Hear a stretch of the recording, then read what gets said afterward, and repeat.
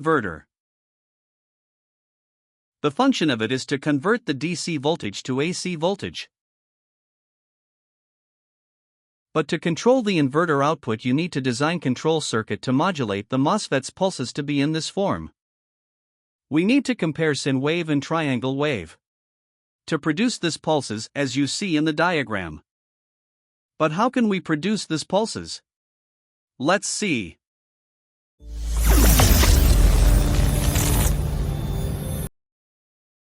Components: 3 potentiometers 100 kilo ohm and 110 kilo ohm.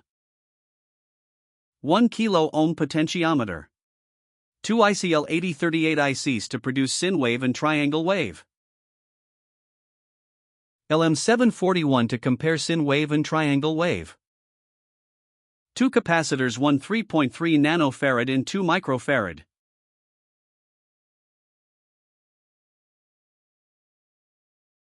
Now we will start to connect our circuit, but we will not connect the 2 circuits of ICL 8038 ICS. You will find how to connect it in this video on our channel to produce our sine and triangle waves. As you see on oscilloscope, you will find triangle wave on channel 1. And you will find the sine wave on blue channel 2.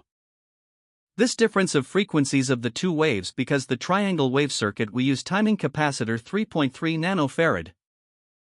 And in sine wave producing circuit we use 2 microfarad capacitor.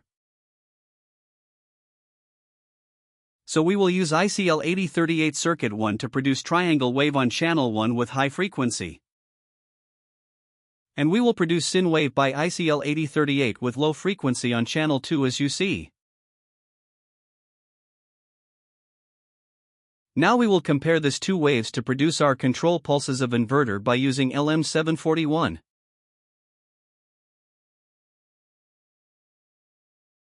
First, connect VCC and ground of LM741.